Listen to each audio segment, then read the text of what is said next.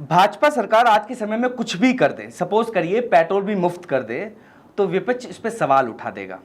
सोमवार के दिन लोकसभा में एक बिल पेश हुआ। बिल क्या पेश हुआ हम आपको बता दें। अपराधियों के पहचान के लिए अब एक डेटाबेस तैयार किया जाएगा। वो किस लिए किया जाएगा हम आपको बता दें। पहले क्या होता था, अपराधी की गिरफ्तारी होती थी, उसके बाद फिंगरप्रिंट और फुटप्रिंट ही लिए जाते थे। अब कुछ थोड़ी चेंजेस की जाएंगे इसमें। अब अपराधियों के अंगूठे के हथेली के छाप लिया जाएगा, पैरों का छाप लिया जाएगा, आंखों की पुतली रेटिना भी लिया जाएगा, यानी कि शरीर के मैक्सिमम जो पार्ट रिकॉर्ड डाटा में रख सकें वो पार्ट्स लिए जाएंगे, फोटोग्राफ्स भी लिए जाएंगे। अब ये पेश हुआ ही था बिल, ये कहा ही गया था कि विपक्ष इस पर सवाल खड़े करने बैठ गया। उन्होंने कहा कि ये गलत है, ये आधिकारिक रूप पे गलत है, क्योंकि हम ऐसा नहीं कर सकते। अब थोड़ा और समझते हैं कि ये बिल किसने पेश किया। ये बिल पेश किया गया गृह राज्य मंत्री अजय मिश्रा टेनी के द्वारा, जिनके पुत्र का नाम आपने सुना ही होगा, आशीष टेनी, जो लखीमपुर की घटना में शामिल थे जहां पर किसानों को रौंदा गया था। खैर वो भी एक अपराधी थे और फिलहाल जमानत पे बाहर हैं।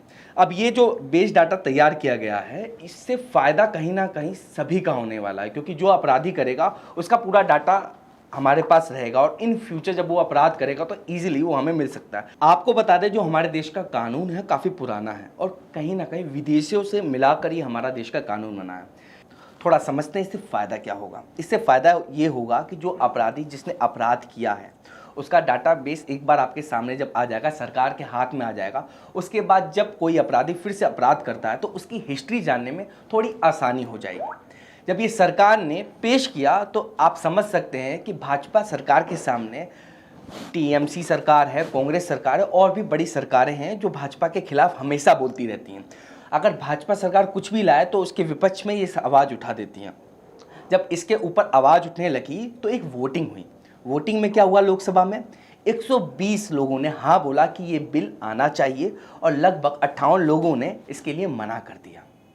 थोड़ा समझते ये हैं कि इससे और क्या फ़ायदा होने वाला है। आपको बता दें कि 1980 में भी ये बात रखी गई थी लोकसभा के द्वारा कि इस कानून को थोड़ा चेंज किया जाए। 1920 से लगातार चलता आ रहा है और ये फ़ायदा कहीं ना कहीं सरकार को होगा, क्योंकि अपराधी अपराध तो करना छोड़ेंगे नहीं, क्योंकि कुछ भी कर लीजिए और अपराध बंद होंगे नहीं।